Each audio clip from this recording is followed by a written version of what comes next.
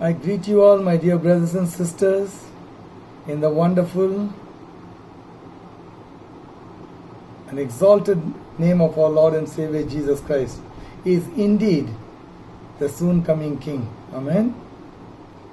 I'm glad to come to you once again through this online message, and I hope and pray that it is blessing you and also giving you a good teaching, and also helps you because we are going through book-wise as the Lord leads us. We are in our sequential expository sermon. Today we are in 2 Corinthians chapter 12, and for my text I have taken verses from 1 to 10, then verses 20 and 21 from HCSB translation of the Holy Bible.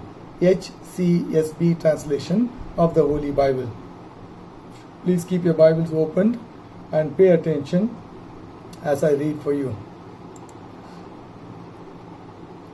I must go on boasting, although there is nothing to be gained. I will go on to visions and revelations from the Lord. I know a man in Christ who 14 years ago was caught up to the third heaven. Whether it was in the body or out of the body, I do not know. God knows. And I know that this man, whether in the body or apart from the body, I do not know, but God knows, was caught up to paradise and heard inexpressible things that no one is permitted to tell. I will boast about a man like that, but I will not boast about myself, except about my weaknesses. Even if I should choose to boast, I would not be a fool, because I would be speaking the truth. But I refrain, so no one will think more of me than is warranted by what I do or say. Or because of these surpassingly great revelations, therefore, in order to keep me from becoming conceited, I was given a thorn in my flesh, a messenger of Satan to torment me. 3 times I pleaded with the Lord to take it away from me. But he said to me, "My grace is sufficient for you, for my power is made perfect in weakness. Therefore I will boast all the more gladly about my weaknesses, so that Christ's power may rest on me. That is why, for Christ's sake, I delight in weaknesses, in insults, in hardships, in persecutions, in difficulties, for when I am weak, then I am strong." Now verses 20 and 21. For I am afraid that when I come, I may not find you as I wanted you to be, and you may not find me as you want me to be. I fear that there may be discord, jealousy, fits of rage, selfish ambition, slander, gossip, arrogance, and disorder. I am afraid that when I come again, my God will humble me before you, and I will be grieved over many who have sinned earlier and have not repented of the impurity, sexual sin, and debauchery in which they have indulged. This is the word of the living God. Shall we pray? Father, we thank you for your holy word. May your word find an abiding place in our hearts and help us to understand the truth and live the truth by your grace and mercy, so that we may become what you want us to become. Help us and guide us, O Lord, to be salt and light in this sinful world. Anoint us to understand the message, and anoint me, O Lord, to speak the oracles of God. In Jesus' name I pray, and in Jesus' name I ask. Amen. The title of my message is Hardships in ministry, hardships in ministry, or you can also say hardships in a Christian's life. I have divided the passage into 3 points, only 3 points. They are challenge, comfort, and concern. Point 1, challenge. In that, A, direct challenge, which means challenges without, challenges that come from outside. Paul was attacked by the false teachers and prophets through the congregation, challenging his apostleship. That's why the second epistle of Corinthians was written. They said he was fickle, which means one who is inconsistent or changes frequently in what he says and what he does. Proud, unimpressive both in speech and in appearance, dishonest and unqualified as an apostle of Jesus Christ. We all know Paul had a very orthodox upbringing and was a well-trained rabbi under Gamaliel, one of the great and renowned and well-known teachers of his time. Out of some of the credentials of Paul which he himself presents, I want to read one such one which he humbly puts forward in Philippians 3, 5-6. He says that he was circumcised on the 8th day of the people of Israel, of the tribe of Benjamin, a Hebrew of Hebrews. In regard to the law, a Pharisee. And he says, as for zeal, persecuting the church, as for legalistic righteousness, faultless. In some translation it says, as for the law, without any blame. Paul had a direct encounter with the risen Lord and glorified Jesus, because of which he had an unceasing perseverance in his ministry. We see a man like Paul under attack by false prophets and teachers.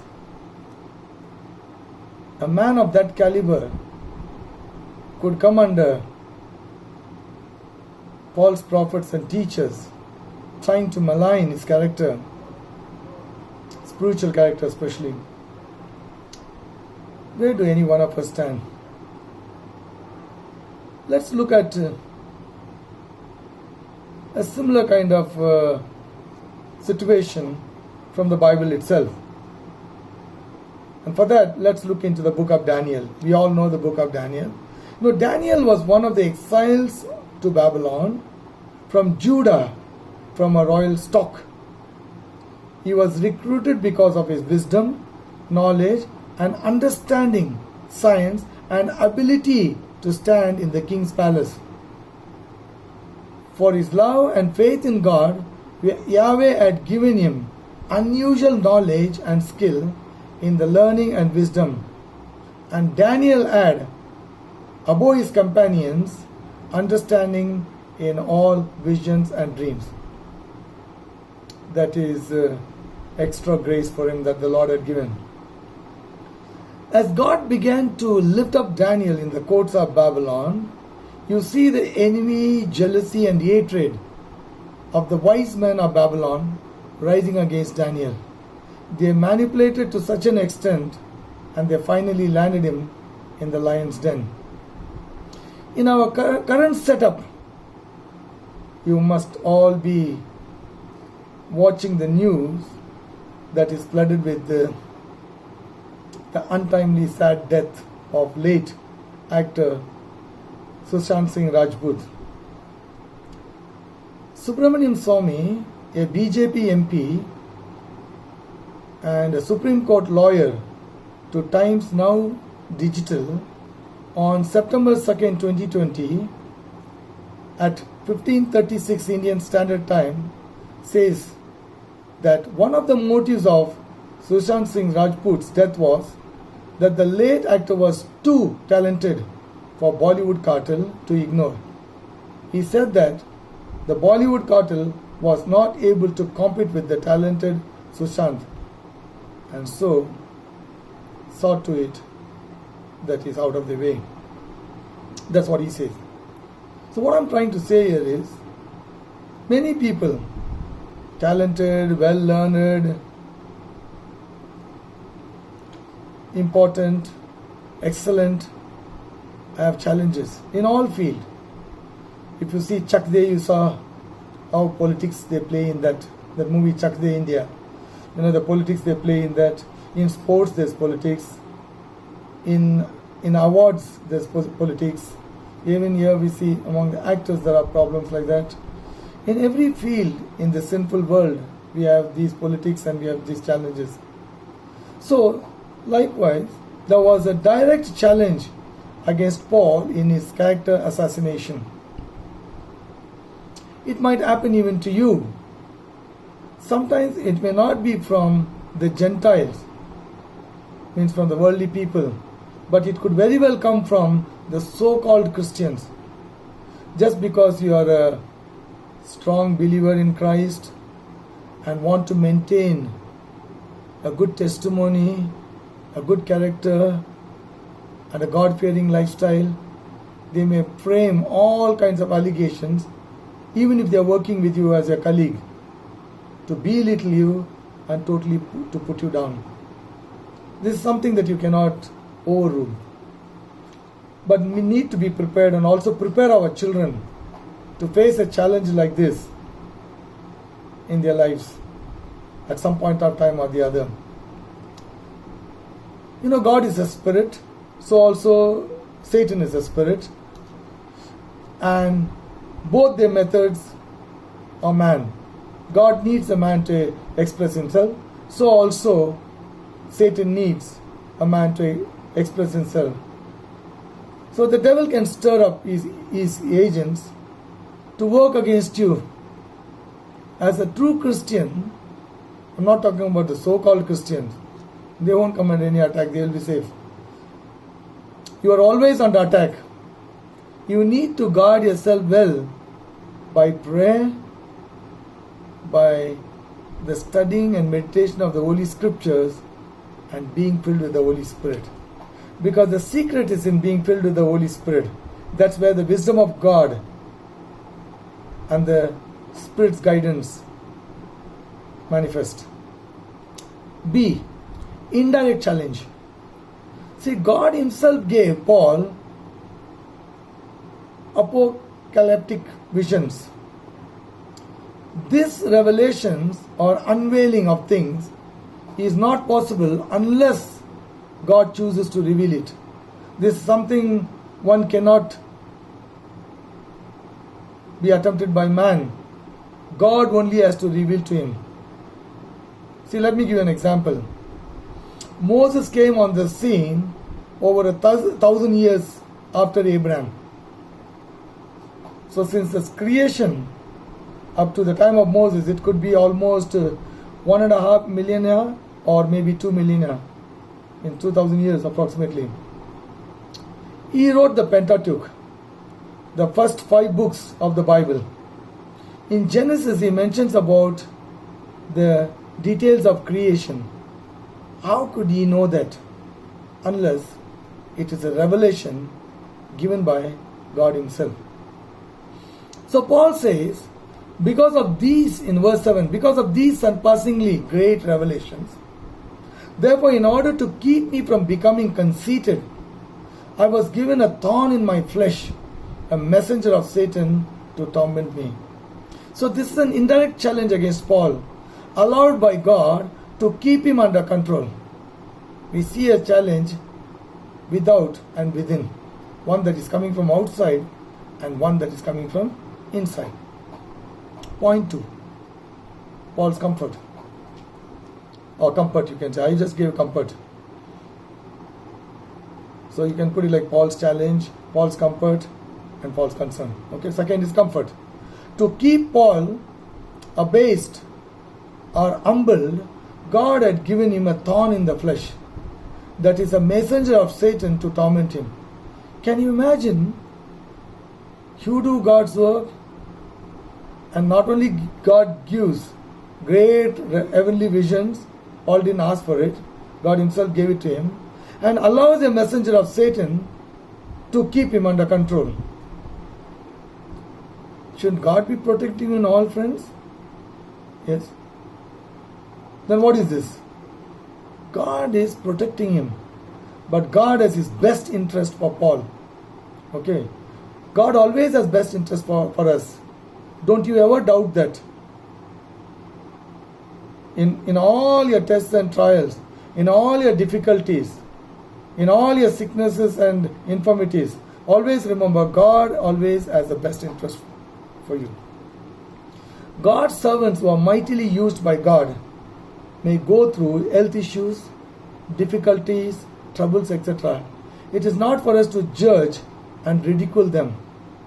God might allow this in the lives of his ministers to keep them abased or to keep them humble, to keep them under low profile. God allows this. So in verse 12 we see the things that mark an apostle. Signs, wonders and miracles were done among you with great perseverance. You know, today many people call themselves apostles. It's easy to call oneself an apostle, this, that and all. But according to the Bible, there has to be certain marks of a disciple. And that's what Paul is talking about in verse 12. He says, the marks, the things that mark an apostle, signs, wonders and miracles, were done among you with great perseverance. What Paul is talking about. If you go to Acts chapter 20, that talks about Paul preached his longest sermon. His sermon passed the midnight and entered the second day. One of the guys, a young guy who was listening to Paul's sermon, was Eutychus. This guy chose a very unusual place. He was not sitting near a window. He was sitting on the window. Half inside and half outside the window. And he sank into a deep sleep and fell from the third story. Paul went, laid himself on him, prayed for him and raised him. He fell and he died. The doctors of his day pronounced him dead. Paul went, laid over him, prayed and raised him to life. In Acts 19, 11 and 12 we read, and God wrought special miracles by the hands of Paul, so that from his body were brought unto the sick handkerchiefs or aprons, and the diseases departed from them, and they were set free from the oppression of evil spirits. So Paul was mightily used by God in the lives of others, but yet Paul could not help himself. Tomorrow God might use you mightily through signs and wonders, and yet you might be going through some infirmity or the other, and people might say to you and ridicule you, physician, first heal thyself or help thyself. What did Paul do? He turned to the Lord in prayer. He prayed not once, not twice, but the Bible records that he prayed thrice, asking God to deliver him from that infirmity. God indeed answered Paul's prayers, but not according to how Paul wanted it to be answered, but according to how God wanted to answer.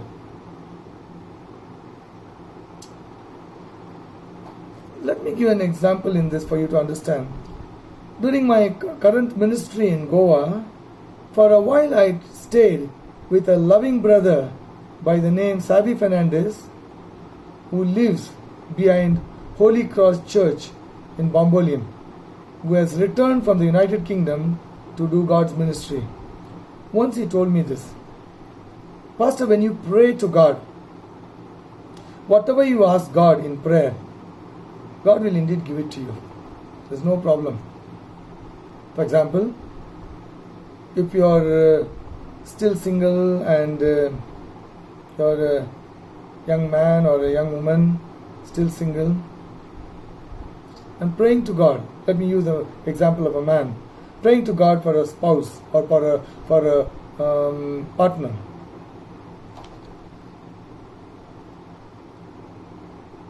When you pray and say, because you like Juliet, say, God give me Juliet, God give me Juliet, God give me Juliet. God will say, okay, take Juliet. Tomorrow I am having problem with Juliet. You go to God and say, God, this Juliet you gave me is giving me a tough time. God will tell you, son, it was not my choice as Juliet for you. That was your choice. But in your prayer, if you say, Lord, you know, I'm come to age now. I need a partner in my life. I need a wife. Lord, please, whichever girl that you have ordained for me, which you have prepared for me from the foundation of this world, please give it to me. Then God will give it to you, because you put the ball in the Lord's court. Tomorrow when you're having problem with Maria, let's call her Maria, and you go and tell God, this Maria whom you gave me is giving me a problem, what to do? God will say, don't worry my son, I'll sort it out. And God will deal with them.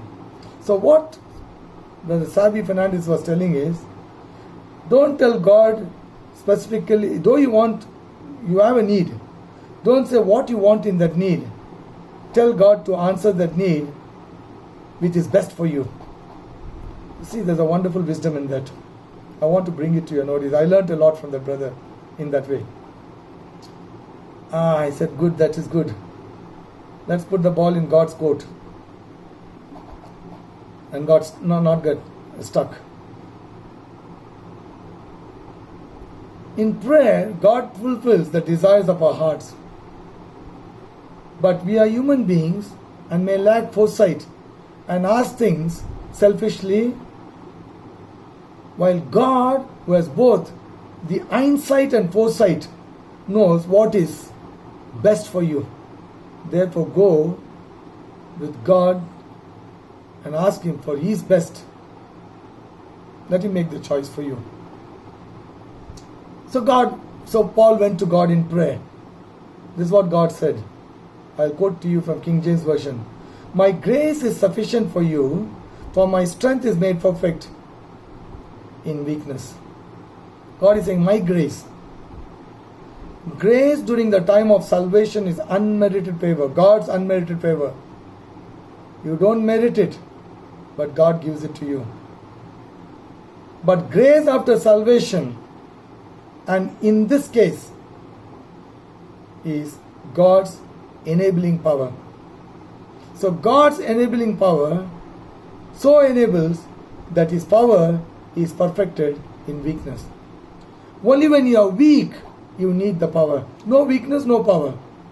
It's like God saying, it's like God saying, just giving an example, I want you to be weak. In other words, I want you to be humble. Lie low, so that my power can manifest through you. Paul is indeed a wise man. He learned to accept God's will. He knows that God's will is the best. Many of us would have got frustrated when our prayers are not answered according to our wish. Let me tell you, it's good to know God's will in every area of our lives.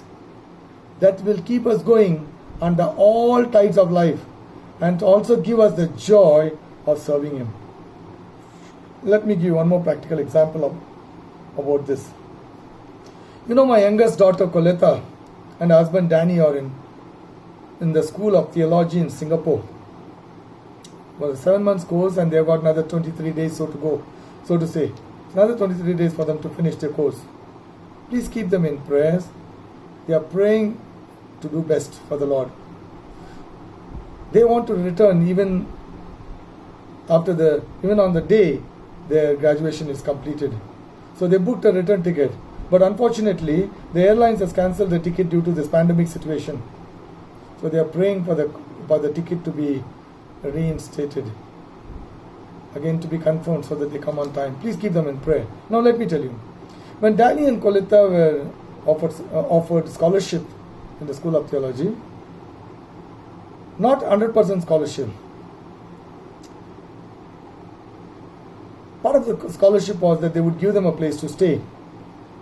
They had to provide for their boarding, utility, and their own personal expenses, buy their own books, while tuition fees would be exempted. They wanted to take their little baby Micah with them. They were praying and were excited.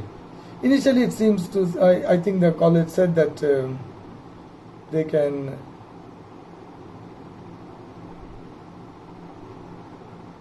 take Micah, but the only thing is that they need to look for their own babysitting. So now babysitting is costly in Singapore. It's very costly in Singapore.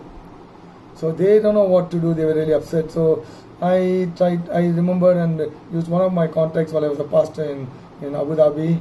Brother used to come there, Movin. I spoke to him, and then he connected to his mother. That wonderful, loving sister Philomena said, "No problem, baby. Bring your baby. I will look after him."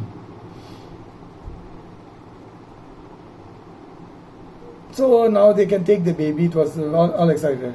Suddenly, just some 4 days before they could go to their college called and said they cannot have the baby in the place where they are giving them to stay.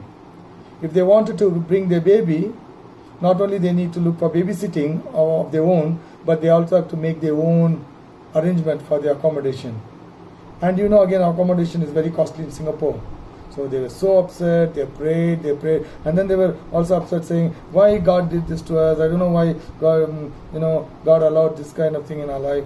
Because the baby was just 14 months old. It was in February this year when they were going. So what can we do? Then they thought they'll leave the baby with their grandparents. But we were all worried. What if the baby gets up in the night and starts crying for the mother? He's only 14 years baby. All the time he lived with his mother and he was drinking mother's milk. But they had to suddenly leave him and go. And then I think prepared a few days before that to give him additional milk and all that. So anyway, they left him behind and went. They went on February 21st. Just after a week or so, within a week or two, COVID-19 was introduced to the whole world. And that brought total lockdown. No one can go out. And that time, I'll tell you, the Spirit of the Lord spoke to me very clearly. I understood how good and how excellent is God's insight and foresight in everything, and how God knows the end from the beginning. Had they taken Micah, the place where they were supposed to leave the baby for babysitting was 45 minutes drive by metro, minus the distance where they were staying and where that sister was staying. And in the total lockdown where no one can move, online classes started.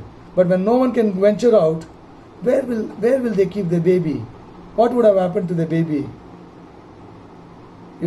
God understood that very well than how they or we understood. God wanted them to go to the School of Theology.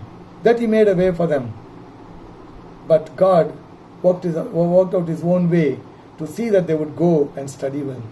She went, she was upset and all. But the child got so,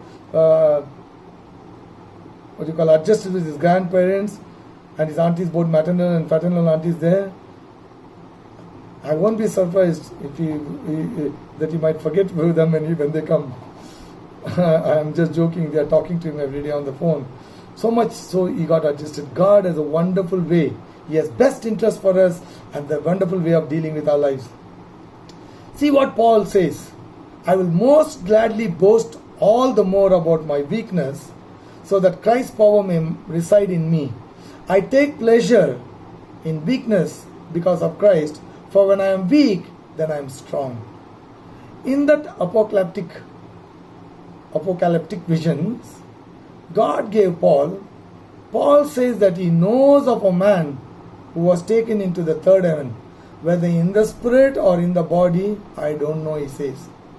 He repeats this sentence twice. Is Paul talking about someone else in you? No. He's talking about himself. How do I say? Let's go to 2 Corinthians chapter 11, 24 and 25. I've just taken two scriptures. There are more scriptures describing about all the struggles that he went through. 5 times I received from the Jews the 40 lashes minus 1. 3 times I was beaten with rods. Once I was stoned. Underline that word, once I was stoned. 3 times I was shipwrecked. I spent a night and a day in the open sea. Now, you mark that once I was stoned. Let's take that and go to Acts chapter 14 and let's read verse 19. Then some Jews came from Antioch and Iconium and won the crowd over. They stoned Paul and dragged him outside the city, thinking he was dead, and threw him in the city and outside the city and went off.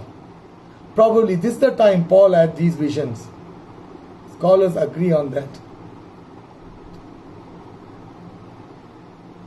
Paul talks about, a person can go in the body into heaven to have a glimpse of these visions when the Lord allows it. But it also talks about the consciousness of one's soul. So that means in hell, when people are suffering, they are very, very conscious of everything. That's just for you to make note of. Look at the humility of Paul. He has seen things that most of the apostles had not seen, and yet he is so soft in narrating it. Today we have preachers. In 365 days of the year, almost 300 days, they are in heaven than on the earth. You have made it very, in Konkani they say, Kub sovai kalame. You made it very, very easy. Point 3, concern. Corinth was a prominent city in ancient Greece. Now I have to give a little background. Since it was strategically located as an isthmus between the Aegean Sea and the Adriatic Sea, that connected southern and northern Greece, and due to its 2 seaports on either side, it became a commercial center. It became a what we call prosperous, thriving center. The city had many shrines and temples, the famous being the temple of Aphrodite, goddess of love, which had 1,000 prostitutes living in it, where the pilgrims freely made use of them. This cosmopolitan center thrived on commerce, entertainment, vice, and corruption. Pleasure seekers came there to spend money on a holiday from morality. Thus it was city of debauchery and total immorality, given to licentiousness and promiscuity. The Corinthian church reveals the problems, pressures, and struggles of a church that was called out from a pagan society. He had a variety of problems, due to which the first epistle to the Corinthians was written. Divisiveness, immorality, lawsuits, selfishness, abuses of the Lord's Supper, spiritual gifts, and denials of the resurrection.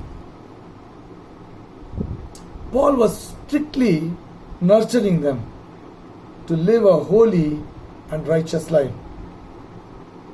He wanted to see them to be like a chaste virgin prepared for Christ. He wanted to see them raptured. He wanted to see them inherit heaven. He wanted to see them to be part of the New Jerusalem. He wanted to see that they live a righteous life.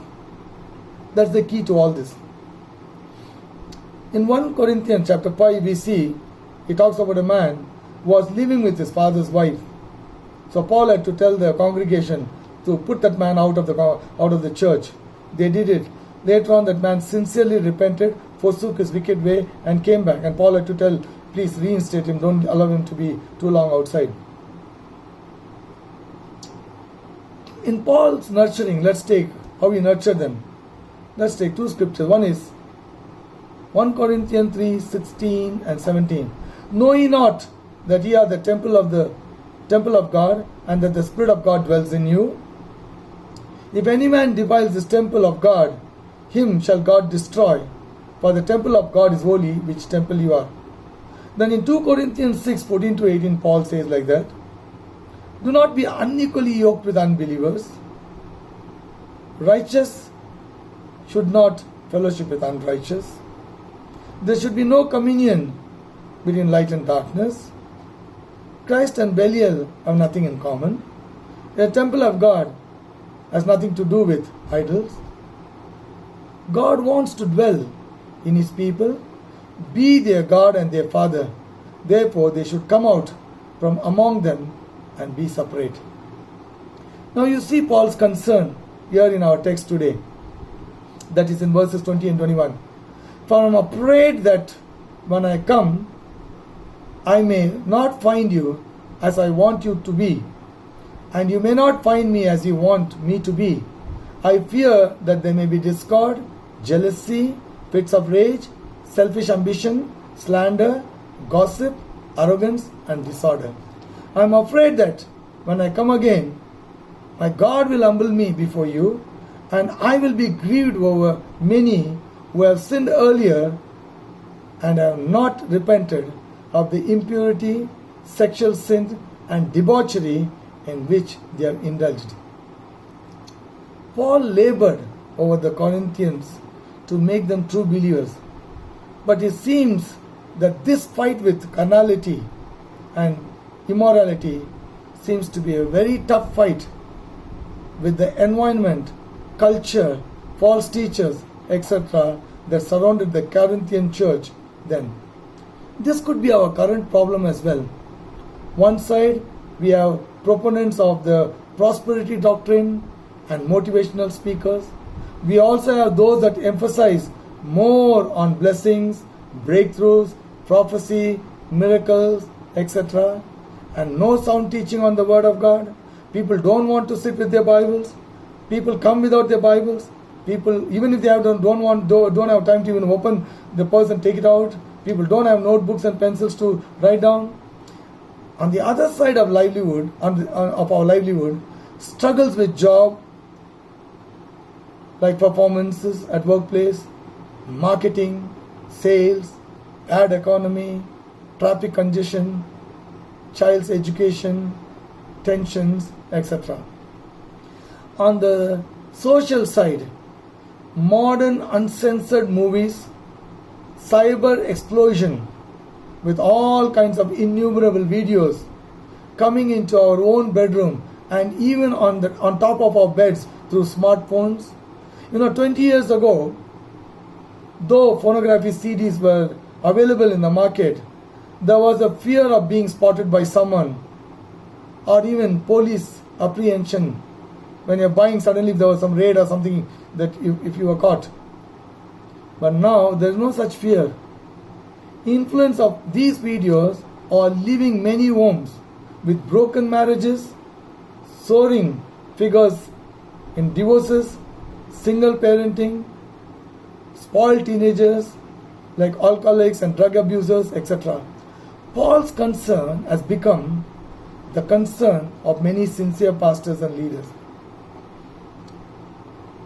That's why it's good to always be under a good pastor, faithfully and sincerely. And also, the leadership or the pastors have to be good pastors, praying for the congregation, pleading with them, sometimes talking to them in love, sometimes talking to them strongly, sometimes shouting at them, sometimes even hugging them. It's very important.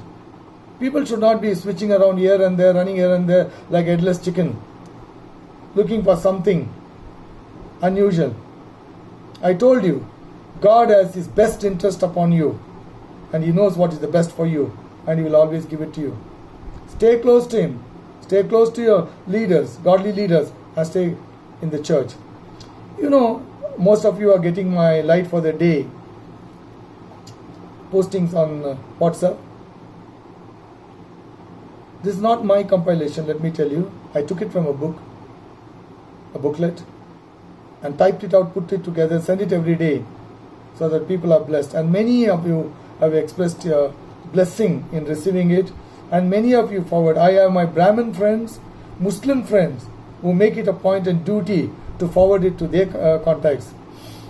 And on 28th of August, on that day, Light for the Day, you see, you must have remembered the wording. A caring preacher will build his church, and a caring church will build its preacher. One loving brother who didn't understood this sent me a message the next day. A small correction, brother. He's a pastor. He said, a small correction. It is Jesus' church. He didn't understood the context of it. It is Jesus' church, but he gave it to a pastor, under shepherd, to look after. Isn't it? So a caring preacher will build his church, and a caring church will build its preacher. So you all also build a preacher. They didn't drop from heaven or drop from top of the tree. They also came like you. They also have the ups and downs like any one of you. They are also human beings having tough time. So pray for them, bless them, encourage them, strengthen them, love them, and give them opportunity to love you. I even till today pray for my enemies. You know why I do that? Because God put a burden on my heart. Maybe you don't like me, or I don't like you, or maybe you don't agree with me. That doesn't matter. We all work for the same kingdom. The kingdom that fights against itself or divided against itself will not stand. So with that in mind, now I pray and I love you all. It's okay. And they are praying for me. Though they don't like me, they are praying for me. I can guarantee you that. They'll pray for me and they'll see that God wishes good for me. Oh, wonderful brothers and sisters. God bless you. The first century church made impact because they continued steadfastly in the apostles' doctrine and fellowship, and in breaking of bread and in prayers. Our spiritual need today has to be the same. Else, Paul's concern may also become our permanent concern as well. The same challenges we have today. Nothing has changed. Only date and time and years have changed. Maybe our clothes have changed. Modernity has come in and everything remains the same. As it was in the beginning, so shall it be. That's the situation we are. And when we live in Christ, and when we live a righteous life, trusting in the Lord and yielding to the Holy Spirit, allowing the Holy Spirit to work in our lives, you and I will be perfected to be that bride and that virgin for Jesus Christ. Amen. Conclusion. We see Paul's challenges, his conflicts and concerns for his church. God himself allows infirmities in our lives to keep us abased, humble, and under low profile. We ought to seek comfort in all these situations from the Lord in our prayers and knowing the will of God in our lives. Paul had a concern over the backsliding, probably over a few in the Corinthian church. Application. Even as our eyes are closed and our heads are bowed down, will you be able to thank God for the revelation? You see the spiritual challenges from within and without. God revealed to you the spiritual challenges that we have. We all have in our locality, society, church, city, country, and even the world. Mostly in our churches also. Will you be able to say, in all these situations, I will seek the Lord in prayer for my life and ministry? Will you be able to say, I will be happy to accept God's will in my life, though it may not be easy? Will you be able to say, I will comfort myself with the grace of God? I will also be concerned about my church and reach out to them in love and prayers. Will you be able to make those resolutions in your heart? My dear brothers and sisters, before I close down in prayer and pray for your various needs, I want to give an altar call. For those of you who are new to my messages, some of you are there listening it time and again, but I have not given their life to Jesus or born again. The Bible clearly says, unless you are born again, you cannot see the kingdom of God and you cannot enter the kingdom of God. You need to be born again. If you want to say that I want to be born again, I want to give my life to Jesus, it's not a compulsion, it's not any force. And any of you, brothers and sisters, don't compel anyone next to you, either it's a friend or your daughter, son, husband, wife, or relative, brother, sister. Don't force them. Allow the Holy Spirit to work in their lives. Our force will not make a good Christian. When the Holy Spirit only moves in the lives of people, it will make a good Christian out of them. You may please say this prayer with me. Father, I thank you. You loved me so much and sent your Son, Jesus, to die for this world on the cross of Calvary, in which He died for me. I believe that Jesus died for my sin on the cross. He was buried and on the third day rose again, and He ascended into heaven and is seated at the right hand of God, and is coming again, not only to receive me, but to judge the living and the dead. Father, I repent of all my sin. I confess my sin, I want to forsake my sin, and I want to turn to you.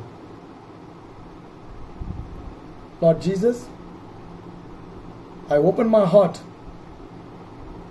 and call upon you. Please come into my heart to be my Lord, my Savior, my God, my King, my everything and my all.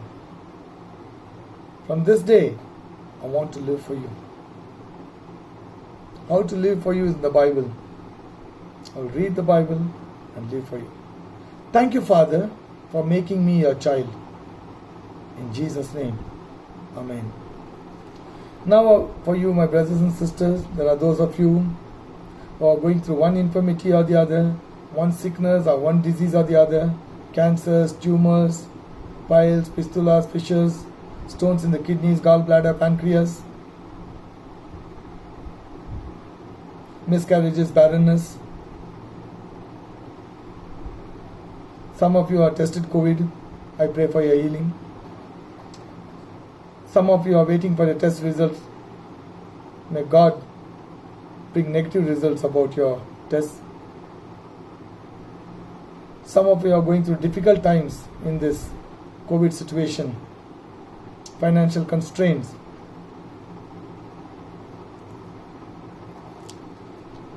I'll pray for you. May Christian brothers and sisters, please identify those that I need among you. Pull in something and go and give it to them. Or if you have something, just liberally give it to them. Something, you give it to them. That would help them. Those that are contemplating divorces, divorce is evil, don't go into it. Even if your matter in the court, pray that to dissolve it and come together. Even if you have just gone through divorce, pray that God will bring your spouse back. If it's a long time since it happened, trust the Lord and look unto Him. Nothing is impossible with God. Let's pray. Father, I thank you for your word this day. Lord, you have spoken to us. Give us the grace to hide thy word in our heart and to live out the life that you want us to live out of this, so that we may bring glory and honor and praise to you. Father, I pray for your brothers and sisters who are suffering from these infirmities, sickness, disease that we have identified, and even more and beyond this that we could not. Even those that are struggling with the influence of conjuring, spell, muttering, hypnotism, voodoo magic, black magic, any kind of magic under the sun. I break its yoke over your life in Jesus' name. I command every piles, fistula and fissure to leave you. I command every stone in the kidneys, gallbladder and pancreas to be flushed out in Jesus' name. Every cancer tumor disappear in Jesus' name. Let your pregnancy stay, and that you may, by His grace, carry a child next year by this time, either in your womb or in your bosom. Receive a healing and be healed, and testify to His glory boldly and confidently. In Jesus' name we pray, and in Jesus' name we ask. Amen. Now the benediction. Now unto Him that is able to keep you from falling, now unto Him that is able to do exceedingly abundantly above all that we ask or think, according to the power that worketh in us, unto Him be glory in the church by Christ Jesus throughout all ages, world without end. God's people said, Amen and Amen. God bless you. Have a good weekend, and also have a good week ahead. God bless you.